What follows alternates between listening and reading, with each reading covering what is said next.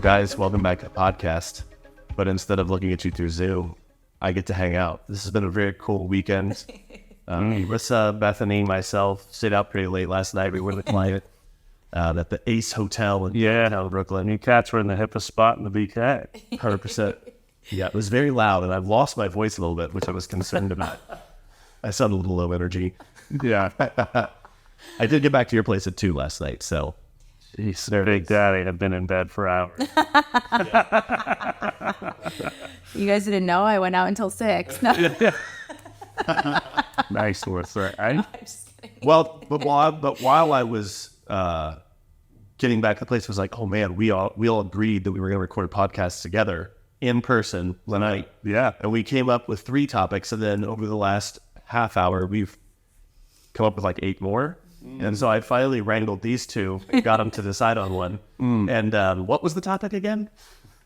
The topic is, listen, correct me if I'm wrong, because it was your beautiful idea, but it was, what would we change about ourselves if we were to start all over again, looking back on ourselves as a young, business person?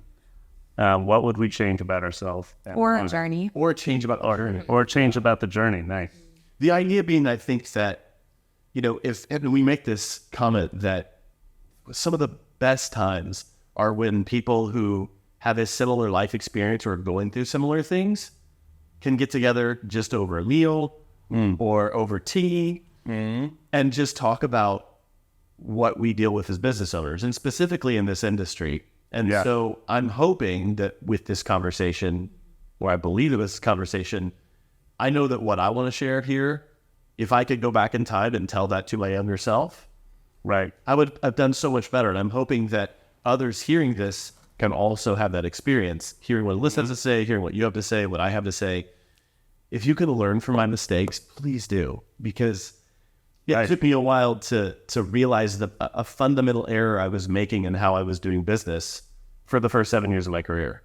I hope no one else has to go through that. Yeah. And what also is interesting is that I'm sure everyone listening, or if they're watching on YouTube, you probably have something that you're looking back and say, if I hadn't done that. Right. And that's kind of the joy of community, where we want to gather as many school owners as possible. And some of the things that we're doing, like Big Music Games, I know you've got a community. Yeah, growing community. Yeah, growing community. We've got a community around grouplessons.com. We've got a community around the Accelerator and school owners that are working with us.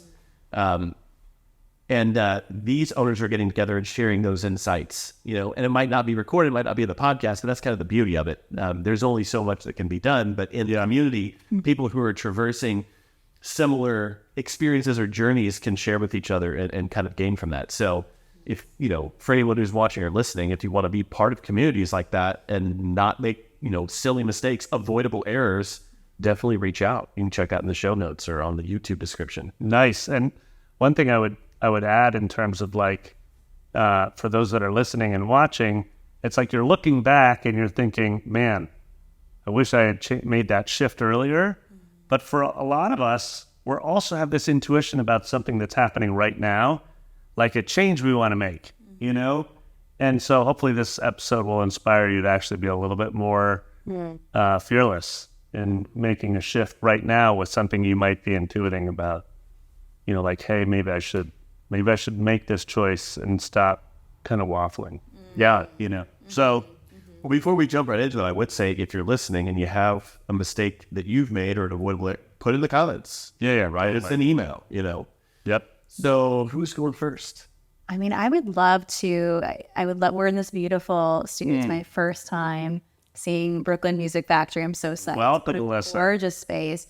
Nate, I'd love to hear, in getting to this point for you as a studio owner, what has been the most challenging part of your journey, or what would you change if you could about your journey or yourself through this whole process to get here faster, maybe? Well, first of all, it's like to have you here. Glad you're here at the MF. I had a neighbor of mine come yesterday, Alyssa, and bring a box of drums from Indonesia. These little beautiful hand drums. We ended up having a whole jam session with him and writing a little speed song on our main stage. And this is a neighbor that I've known since like the pre-K playground. So that's like, I met him 15, before BMF was started, before we founded this school. And he was sitting right where you were sitting, and he said, man, Nate, you must be so proud, because he was visiting this space for the first time. And it just like really warmed my heart. And it made me realize, like, this is linked to my answer to you, is that for the longest time, when I first decided I wanted to go into business, because I had been, first a jazz pianist, and then I had been writing music for film and television. So everything in my mind had fit neatly into this creative musical bucket. It was like, Nate, this is what it means to be a musician. You're either a performer, or like you're practicing piano, or you're a composer. All of these things work. Like I could process this. But then when we started Brooklyn Music Factory, and it became clear to me, I signed up for my first like local business class, that they had here, this class called Weibo, which was just like a peer taught full 12-week course, It was like a crash course. And I realized I was so psyched to be in this like 3-hour Wednesday night class, but I was embarrassed to tell anybody.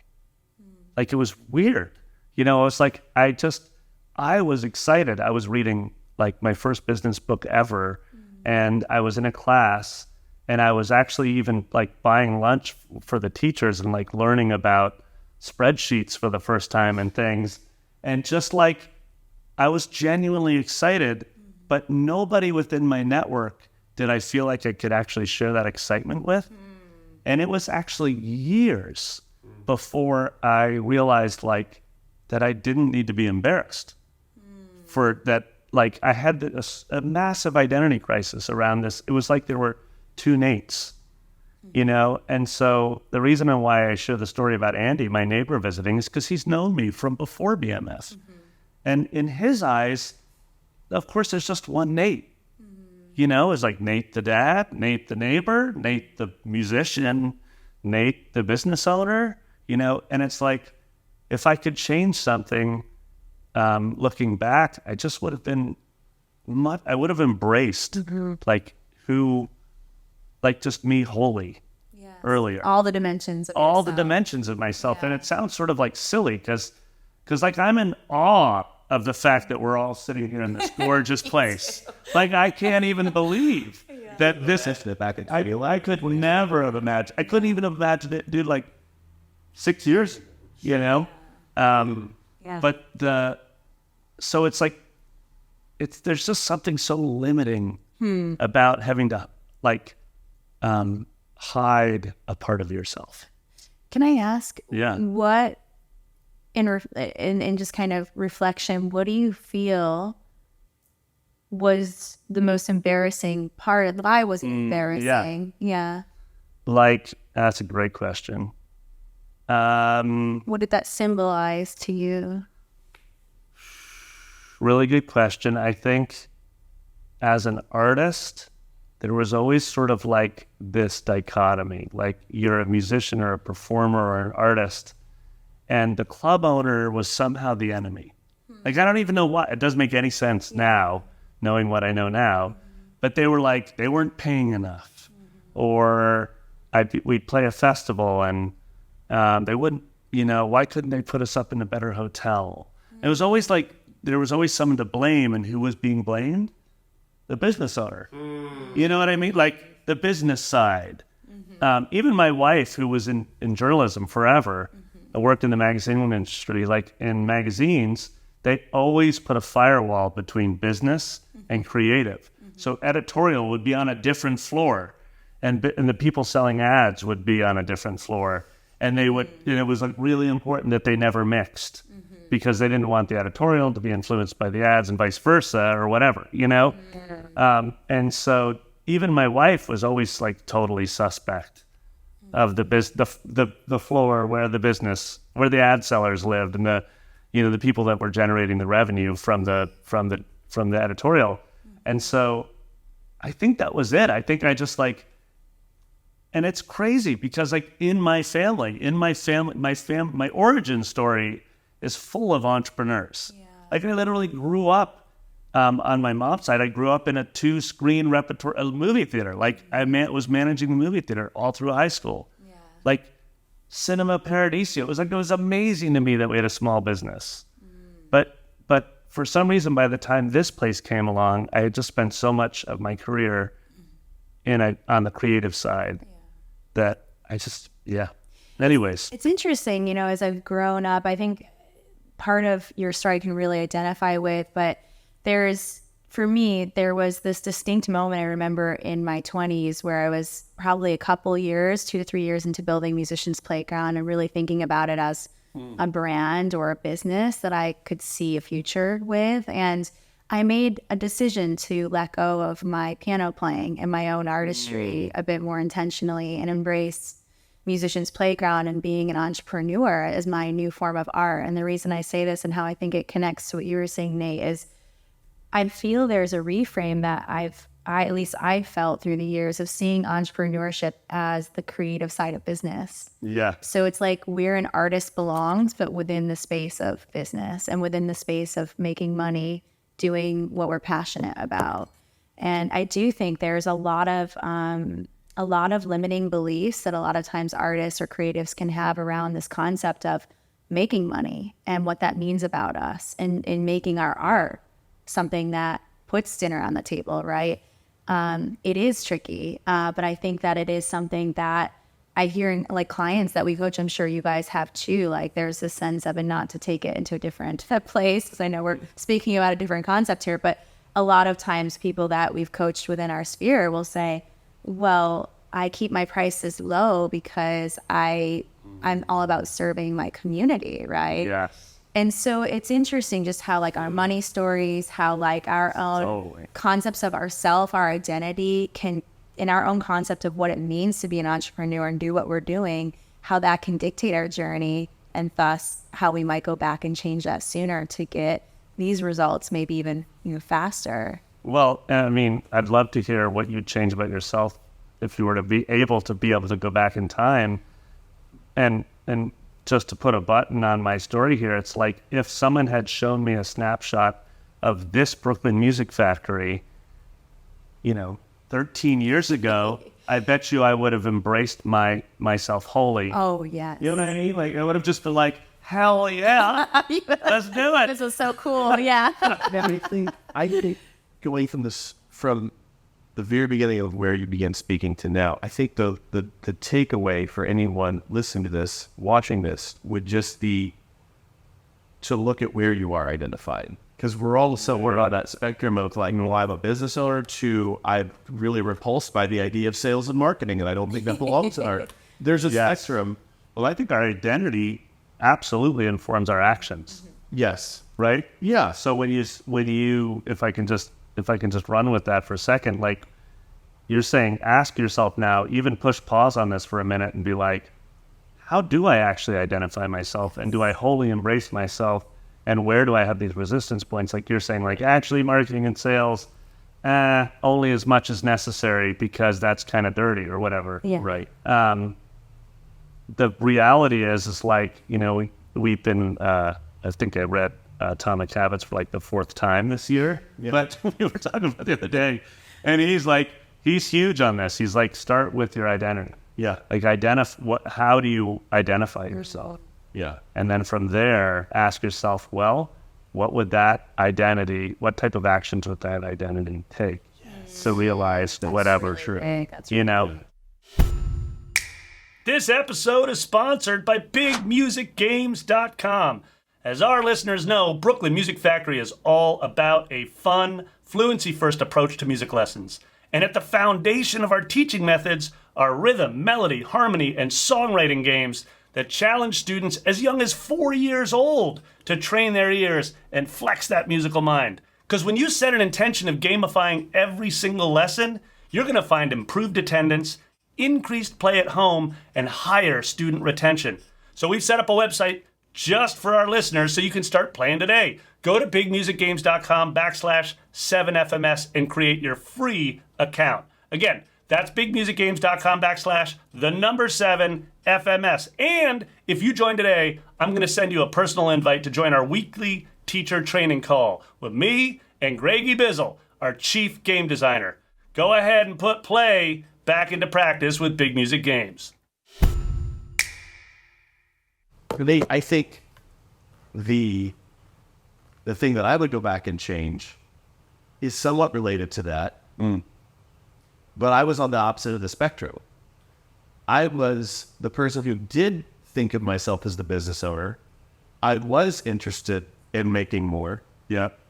I think the thing that if I could go back and change decisions I make or made would be that I feel I was way too timid in the first 5 to 7 years of my studio career, where I had this goal after getting out of university, because I came home from university, went right into teaching privately, put up my sign, so to speak, and I told everyone I'm going to have, by the way, I was a double major, so I had 9 semesters, and I graduated halfway through my 9th semester. So I was an October grad. Who is that? You know? Yeah, okay. Actually, you're the first and only I've ever met. Yeah, there you go. You need to get it. So I come home and I tell everyone I know I'm going to have 40 students by Christmas. 8 weeks. Nice. Very, That's pretty aggressive. I think I Having never done it. Yeah, I think I had 3. So anyway, so the whole next year I'm trying to get more students, et cetera, et cetera. But I think because I didn't have, I had this vision, but I didn't take this next step to define how I was going to get there. And so I wanted this thing, I wanted this goal, but I was just literally too timid. And then other ways in which that showed up for me was that next summer, my friend Greg and I, we designed the Piano Express camp. That was like the first iteration of Piano Express. And so we're doing groups, and I see how effective it is. I see how good it is. I see the great results kids are doing. So do I come home and start doing that myself? What do you think? No, No, I didn't. I waited 3 years to start doing something. Right. For 3 straight years, I do this with Greg, where he's at, but I don't do it myself. I wait. I'm nervous. I'm just, I don't know. I can't remember what I was thinking at the time. Stay small, stay familiar, stay comfortable. Like private lessons, everybody understood that one-on-one. Yeah. That piano lesson you understood. Yeah. Now, here's a specific I can give, because again, you're thinking, well, I want a lot more students, so wouldn't it make sense that I would do a lot more marketing? But I sat at my house wanting more students and saying to myself for a long, long time, yeah, I just don't know how to get them. That seems crazy to me now. Because if someone came to me now and said that, I would give them a huge list of things to go and do. Now, I didn't have that. And this was, I mean, some of this was pre-Facebook. That's really dating me. Yeah, but I would say it's not that you didn't have it. It's that actually you're saying you were too timid to go find To even find information. Yeah, you didn't go out and get I it. wasn't aggressive enough. And so, whether you call it not aggressive enough or timid or fearful, I mean, I think there were aspects of all 3 of those. And so, just to cut to the chase here, if I could tell someone now what to do, be as aggressive as possible. Like in accessing new knowledge Or accessing new knowledge, finding people who've done it before you, trying and failing faster, Yes. and then a big one, not being afraid to spend. Now, this is where in those first couple of years that I actually, maybe I could pat myself on the back and say, oh, you weren't too timid there. I've told the story in the podcast before, but I put, which at the time was an unbelievable sum to me, and probably adjusted for inflation, it's probably like 50% more. But at 23 years old, I got a business credit card, and I put $4,000 worth of advertising on. That's a lot. I know you beat me like by a factor of 10 on this. But adjusted for inflation, it's probably like 6 or 7 now. But at 23 years old, I put $4,000 of advertising on a credit card, had no idea what I was doing, and it did pay off. Then I paid back that credit card before the 0% interest, phase went out. There you weren't timid. I wasn't too timid there, but again, you know what I did? What? I did it once. Not again. Yeah. And I got students for it, and then I waited 1.5 years to do it again. Yeah. The same thing. What was I thinking? I should have done it the very next quarter. Yeah. So I just think people move too slow. And then I'm going to say this because I see this. because there's this backlash now in the year that we're sitting here, March 2024. And now everyone's saying like, oh, we're fighting back against hustle culture. I'm not talking about hustle culture. Wait, what is hustle culture? I haven't even heard that.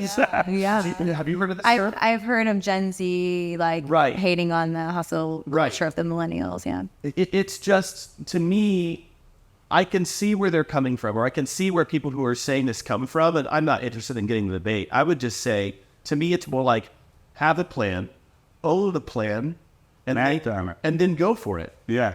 And I think people say, oh, it's not worth being stressed out. It's not worth being anxious. Guess what? You can actually work really, really hard and not be anxious. Mm-hmm. There are mental and emotional tools that we can learn to minimize anxiety while we're working our butts off. So when you're aligned with doing something that you're super passionate about, I think it's a different. Doesn't feel like work. It's a different thing. Daniel, I'd ask though, in the interest of keeping it about you, and maybe making sure that this, it's very tempting for us to make it a coaching moment for others and their personal journeys. But I would ask you in relation to what Nate was saying earlier about how timidness, or however we want to call it, right? This slowness to action, caution, maybe. Fearfulness, potentially timidness, however it's coming up. What part of your identity was that coming from? What part of your identity was feeling that? Who did you have to be for that to be true for you in the way you acted for your journey, right? Oh, I can tell you, believing that I had to understand something before I could do it. And sense of certainty before I actually acted. Okay. And as I've gotten older, that's a part of me that I have really pushed down, or in some cases eradicated, because I don't think it's a helpful trait. Mm-hmm. I think it causes you to move slower. And this happened with me. There was a really eye-opening moment in some of the early years that I was being coached by the main coach that I worked with for a long time, where in a coaching moment, there was this analogy. So when I was in college, I worked in a warehouse driving a forklift, and on the wall they had that thing where it's like, how many days since the last workplace accident? Yeah, since the last OSHA recordable. Yeah, and so there was one department I'd walk past them every day on the way to my department, because I worked for a major it's like a Fortune 500 company that I was in their warehouse, and one had 1,300 days since the last accident. Only you guys, And when I was in this coaching moment with my coach, I was like, you know what? You know how many times I've had a major accident in my career? 0, because I've been way too cautious. Yes, totally. So it's been at the time, I guess it's been 13 years since, and I've never had an accident. And I think if I'd been more aggressive, I probably should have had a few wipeouts. I probably should have had a few am I going to survive this moments? I think I was on the spectrum again. I think I was a little bit too far in the cautious, play it safe, plan, go over the plan 18 times before you execute it. Mm-hmm. I think I was far too there. And I think as I've gotten older, I've pushed it more towards the middle, where I've been much faster, because in the context of grow, there have been times where I was pondering, should I build this course? Should I not build this course? And then after my coach, there was one time I literally heard something the market was asking for, and between conception and actually building it, 6 weeks, I had the whole thing out, and I had 24 people in that program. Did it fail or succeed? It succeeded massively. It's one of our biggest programs. It's our marketing training. What's been one of your biggest failures? Ever? I'd love to know. Yeah, where did you have an accident? Yeah, how did you learn? Yeah. Since I've been cautious. Yeah, I'd love to know, because I love the Hermosi quote where he's like, I've made 1,000 offers, 8 of them have been great. And I'm just like, he's like, you only need 8 out of 1,000. That's true. Yeah, there's a program. There's a program I've tried to promote internally. It's not one that we've launched publicly all that much. That actually is the nearest and dearest to my heart, and I've kept relaunching it, and people don't seem to be interested in it. I don't know if that's a major failure though. I think it's just it's a little too niche. So that isn't really a major failure. We did a version here. We have 2 that come to mind. The first one was, what was it called? It was we tried to launch a toddler songwriting program. And it was so badass, you guys. So it was a mommy and me kind of vibe. So caregiver plus the child, they come here. There was, every week they would write a new song as a group, and then we would put it in the studio and produce a professional version of the song.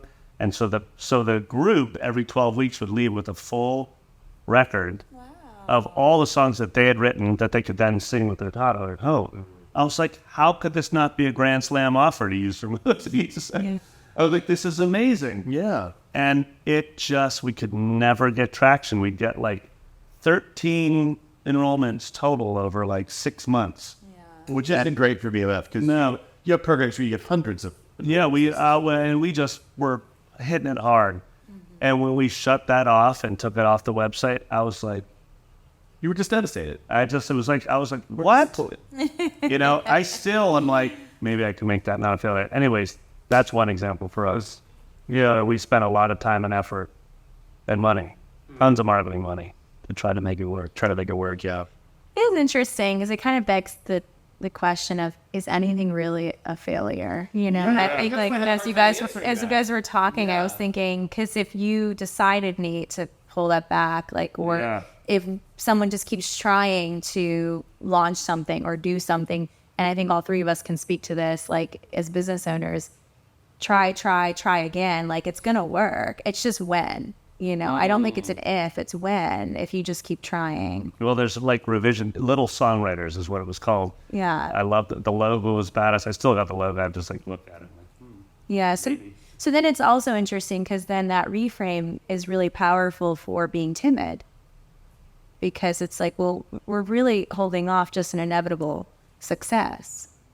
Yeah. So why not act now? Yeah. And I think I agree. If we know there's no such thing as a failure, that failure is part of the equation, and that ultimately it will happen. It's just a matter of when. If we keep trying, then why are we waiting until we start that process? And I think that timidness has no more, space as part of our identity anymore. So the lesson that we learn here is just, and I'm not even joking, is just move faster. It really is. Fail more. Yeah, it is. Yeah. Do it before you're ready. Do more of it. Yeah. Do it better. Keep doing versions of it. And that could be marketing. That could be program development. That could be tactics for improving your teacher pool. That could be tactics, like all that sort of thing. It almost all boils down to just do. Just stop waiting. And then I think there's things that support that, because then it's like, well, I've got so much to do. But that's another podcast entirely. This episode is sponsored by GroupLessons.com. If you're looking for a group piano method that is easy to implement in your studio or school, look no farther than Piano Express from GroupLessons.com. Because unlike most group piano methods, Piano Express allows students to make individual progress within the context of a larger group.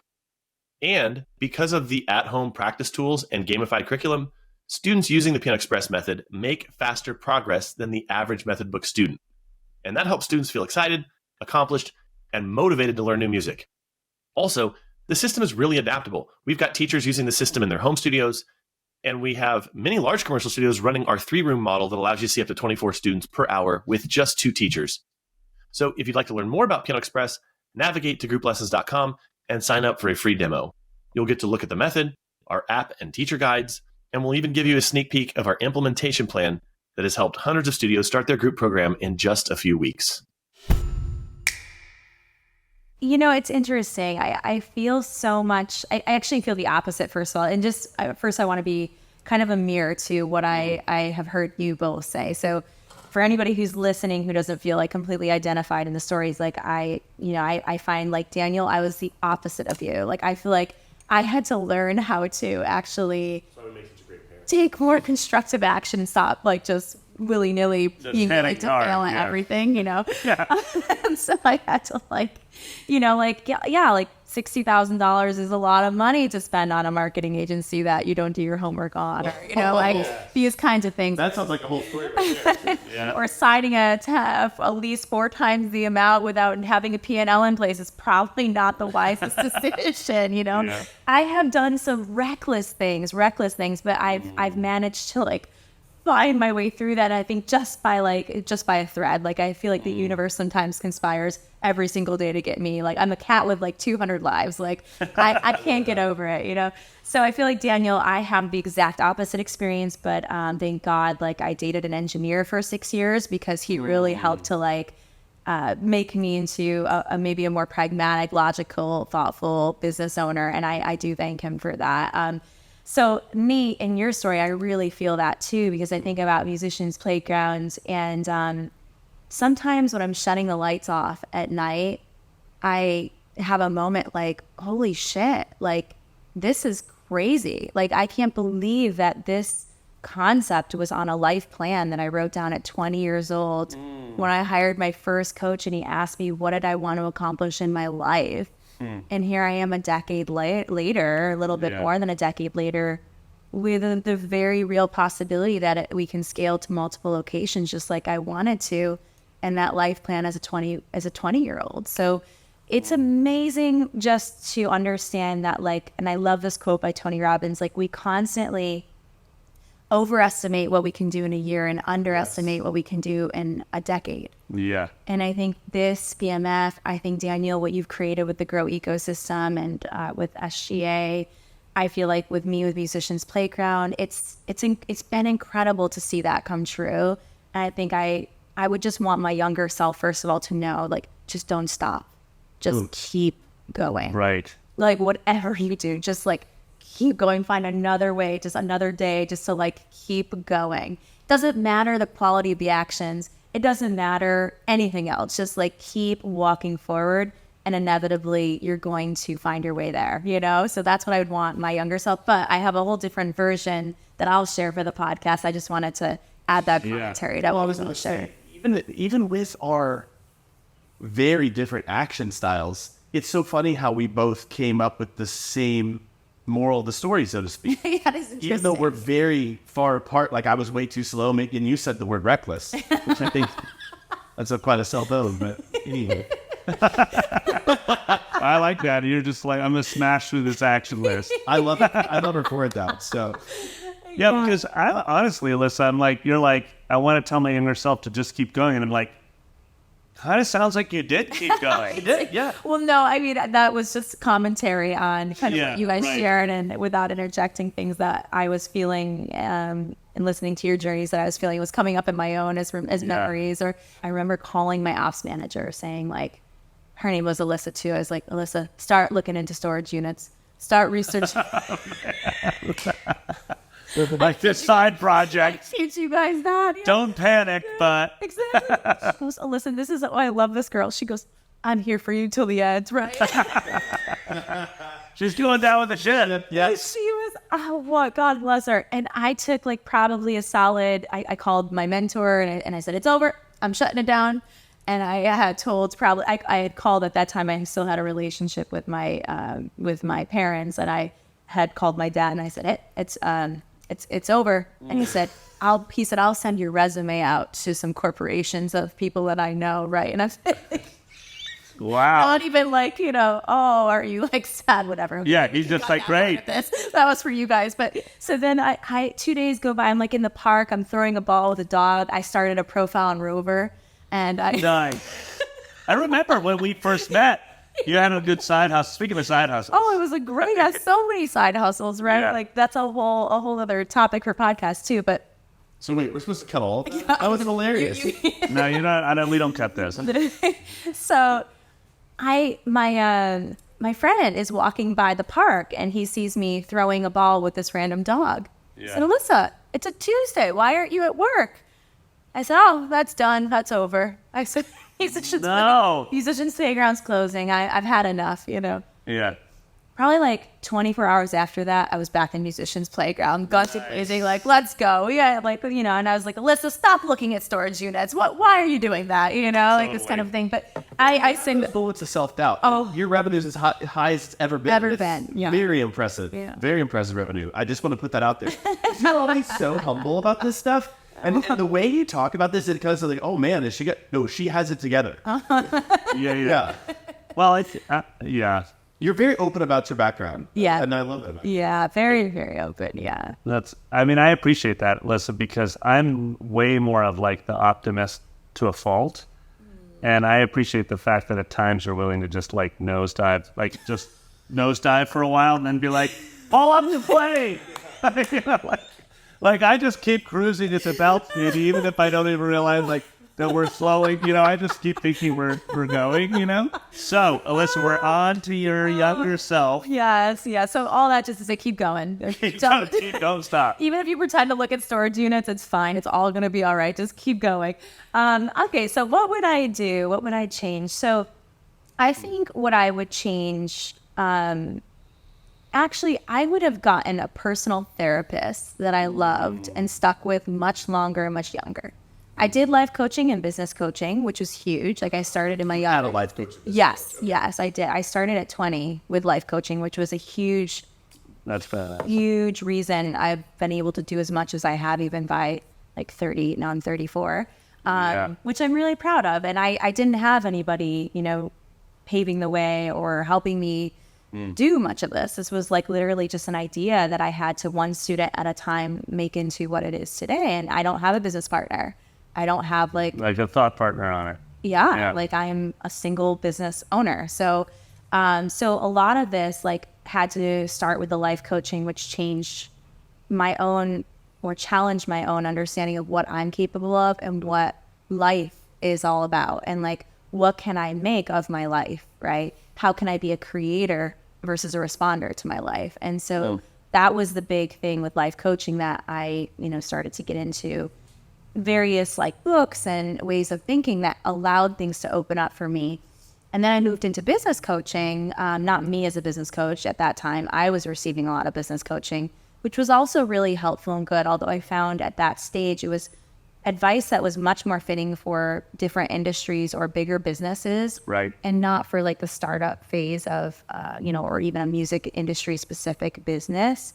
So I had this whole like patch where all of a sudden, late 20s, early 30s, I was struggling with a lot of things in my business. And I think things that listeners can probably identify with, like feeling super rejected when hearing no on sales calls, or dealing with hiring and the fear behind giving up control, or, you know, dynamics of feeling like my team wasn't behaving the way I wanted them to behave, or feeling like somehow just deep down I knew I was getting in my own way and I couldn't figure out how, right?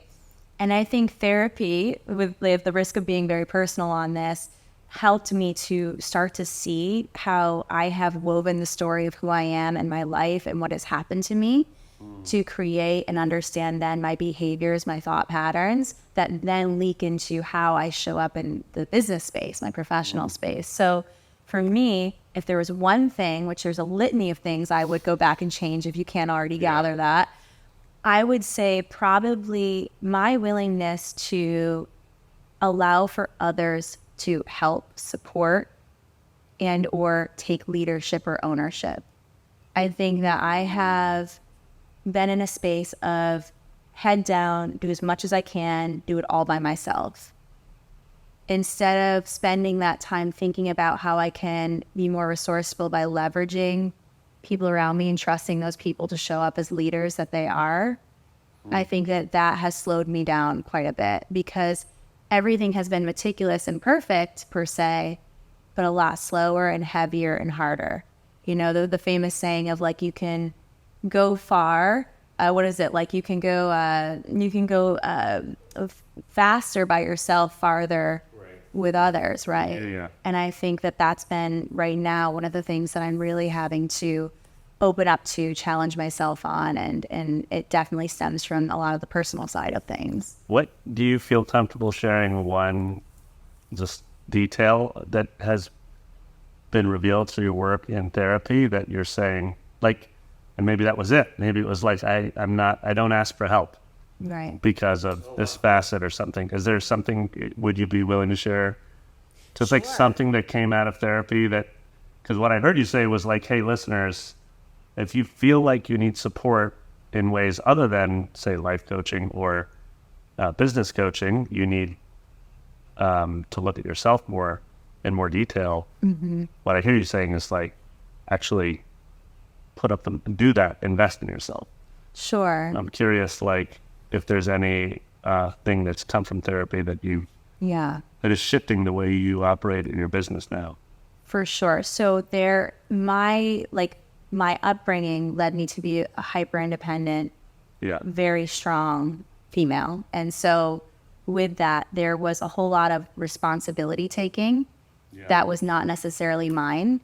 And I learned that through my experiences, that I had to be responsible for myself and everyone else around me, right? And so that can maybe be the boundaries that I am able to enforce or understand, like where the line of responsibility is for myself versus my team and others around me. How I show up in a space of power, directness, but also respect. Like these things are very, very subtle, but they come from understanding how personally I have grown to be the woman I am today, and then how that translates in the workspace, right? So I'd say boundaries, I'd say the sense of over responsibility and feeling like I have to do it or no one else will, right? Okay. Learning how to communicate effectively, right? And not being so passive aggressive. Right. Like just be simple and direct. My kitchen at Musicians Playground as the owner and eyeballing my junior level intern who's God knows what they're doing on their computer. Yeah, but they ain't sweeping. But then not going over to them and asking to do it. Yeah, be like, here's the closing checklist. Yeah. It sounds so silly, right? No, I've been there. I feel that. But I totally feel that. But there's something that switches to be the person that can give that checklist.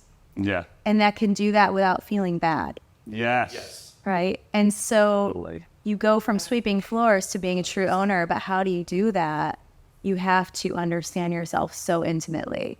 And you need people, mirrors, to help you do that are obviously professionals, right? You have to exercise those muscles to become the person that can do that. But you have to see it first, right? So that's the therapy piece, is you're seeing it first. It's not business. Yeah, it's not business. It's not like, here's the BMF employee manual. Now you can just use that as a blueprint and it's all there for you. It's not about that. It's about actually unpacking this piece where you thought you were responsible for everything, including the floor. Yeah, there's this phrase that I've said over and over again in the podcast throughout the last 100 and whatever episodes, is just that we don't have business problems. We have us problems that show up in the business. Yeah, totally. That's a great point. I think the cash value of working on ourselves over learning how to make a great Facebook ad or what our funnel should be, there's a vast value differential between those two. And if I could only pick one for myself, this goes back to what I said earlier. Mm-hmm. I had to see that about myself before the foible that I mentioned earlier. I had to see that about myself before I could ever address it. Mm-hmm. Same for you. Yeah. I my mom was bipolar, and basically I didn't realize I was spending most of my adult life waiting for the bomb to go off. And it's like, she lived on my block, in Brooklyn, and she got really sick a couple times. And it was terrifying to me, but I played it cool, like, I've got this. I'm able to do that. And it wasn't until after she had passed, and I mean, not related to that, but she had passed and I was in therapy essentially. And actually similar to you, the therapist said to me, when did you really screw up, Nate? Like, when, as a kid, did you just, really go off the rails? And she's like, I bet you never did. I bet you never really, threw that house party and just, destroyed the joint. And I was like, damn. I was just cold. I mean, I sat at home writing, being like, when did I go off the rails? And I was like, I just never did. I always felt like, I always felt like I can't afford to. Because I'm like, it's like you're the last line of defense. Yes. Like if I don't sweep the floor, I'm the last line of defense here at this place. Yes. You know, and it's like what we're talking about.